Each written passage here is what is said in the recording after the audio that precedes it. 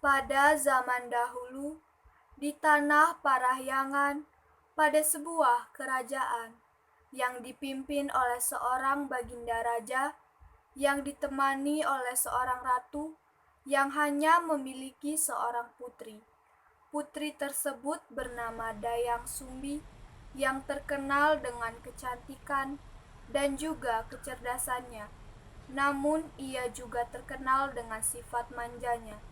Di suatu pagi, pada saat Dayang Sumbi sedang menjahit, ia merasa tak enak badan. Ia secara tidak sengaja menjatuhkan pintalan benangnya ke lantai berkali-kali.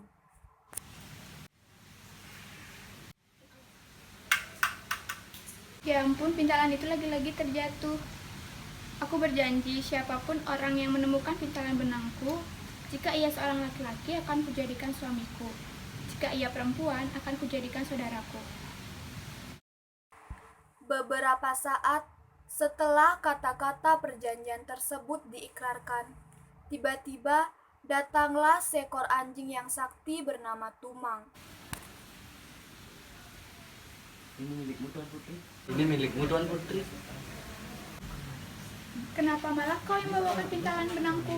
Artinya, suka tidak suka, aku harus menjalankan janjiku untuk menjadikan anjing ini suamiku.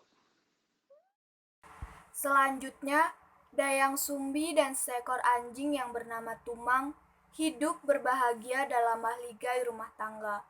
Dalam rumah tangga mereka, Dayang Sumbi dan Tumang dikaruniai seorang anak laki-laki yang gagah dan tampan.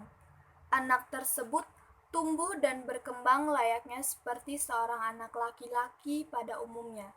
Anak laki-laki ini dinamakan Sangkuriang.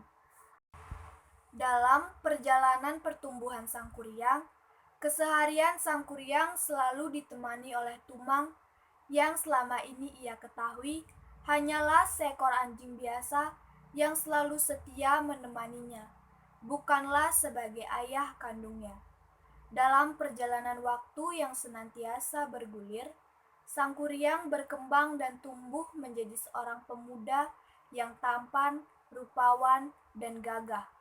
Pada suatu ketika, Dayang Sumbi memanggil putranya Sangkuriang. Ananda Sangkuriang.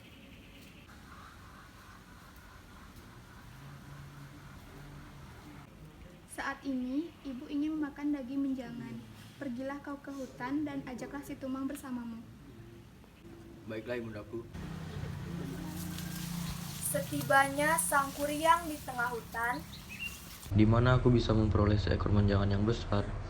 Jika aku tidak mendapatkan menjangan yang besar, maka dengan sangat terpaksa akan aku hujamkan anak panah ini ke tubuh Tumang sebagai ganti hewan buruan yang tak kunjung kudapatkan.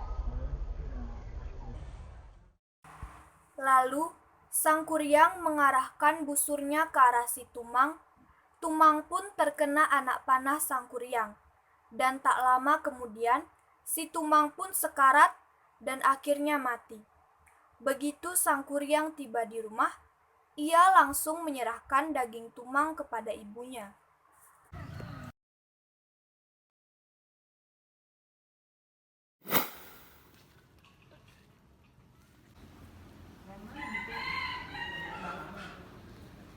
Bunda, ini adalah daging menjangan yang besar hasil buruanku. Terima kasih, Nak. Kau sangat piawai dalam berburu daging menjangan. Beberapa saat setelah makan selesai, Dayang Sumbi teringat akan si Tumang. Di mana ya si Tumang? Kenapa ia belum pulang juga? Sangkuriang, kemarilah, Nak. Iya ibunda, ada apa gerangan? Kau tahu di mana si Tumang? Kenapa ia belum pulang juga? Maafkan aku bunda, Tumang telah mati di tanganku. Daging yang ibu makan bukanlah menjangan, tapi itu adalah milik Tumang. Apa kau bilang? Jadi yang kau suguhkan kemarin itu adalah daging si Tumang? Benar sekali bunda. Dasar anak tak tahu diri. Pergilah kau dari rumah. Dayang Sumbi begitu marah besar mendengar cerita tersebut. Dengan refleks disertai dengan amarah yang memuncak, Dayang Sumbi memukul kepala Sangkuriang dengan benda peralatan dapur yang dipegangnya. Sangkuriang terluka cukup parah di bagian kepalanya. Baiklah bunda, aku akan pergi dari sini. Beberapa tahun berlalu, Sang Kuryang yang telah mengembara ke seluruh negeri dan selanjutnya memutuskan untuk kembali ke rumahnya. Sesampainya di rumah, Sang Kuryang sangat heran melihat banyak perubahan yang terjadi pada kampungnya. Kemudian, ia bertemu kembali dengan ibunya, namun keduanya tidak saling mengenal. Hai Nona Manis, kau sangat cantik. Aku ingin melamarmu. Maukah kau kuposting untuk menjadi istriku? Baiklah, aku bersedia menjadi istrimu. Suatu ketika, Sang Kuryang meminta tolong Dayang Sumbi untuk merapikan ikat kepalanya, dan Dayang Sumbi pun mengikuti kemauannya. Dayang Sumbi kaget melihat kepala Sang Kuryang terdapat bekas luka yang amat jelas di kepalanya. Sang Kuryang, bekas luka apakah ini? Bekas luka di kepalaku ini, dulu aku pernah dipukul oleh ibuku karena aku telah membunuh anjing kesayanganku. Ya Tuhan, kamu Sang Kuryang anakku. Bagaimana ini? Aku tak mungkin menikahi anakku sendiri. Aku harus mencari cara untuk menggagalkan pernikahan kami. Dayang Sumbi semakin bertambah bimbang. Sang Kuryang, aku ingin mengatakan hal yang sesungguhnya, bahwa engkau adalah putraku, kau anakku. Kau bohong, kau hanya tidak mencintaiku bukan? Makanya kau mengarang cerita yang tidak-tidak supaya pernikahan kita gagal.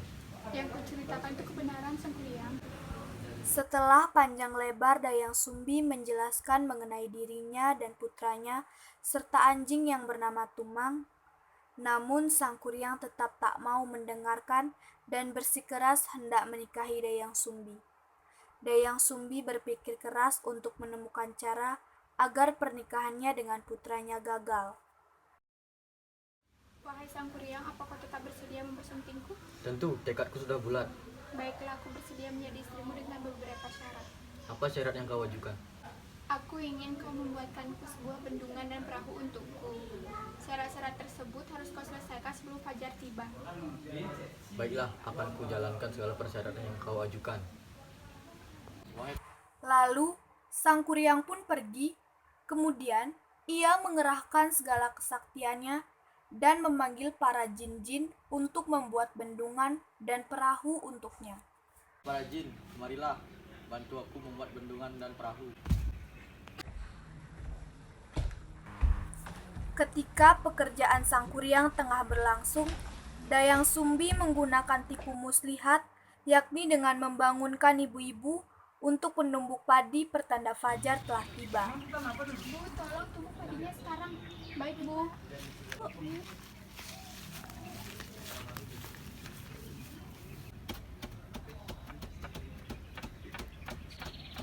Sang Kuryang berhenti melakukan pekerjaannya dan para jin pun lari terbirit-birit karena mengira fajar telah tiba. Namun, Sang Kuryang menyadari bahwa ini hanyalah tipu muslihat dari Dayang Sumbi. Sang Kuryang marah dan mengutuk Dayang Sumbi, lalu ia merusak bendungan yang setengah jadi yang ia buat bersama para jinnya.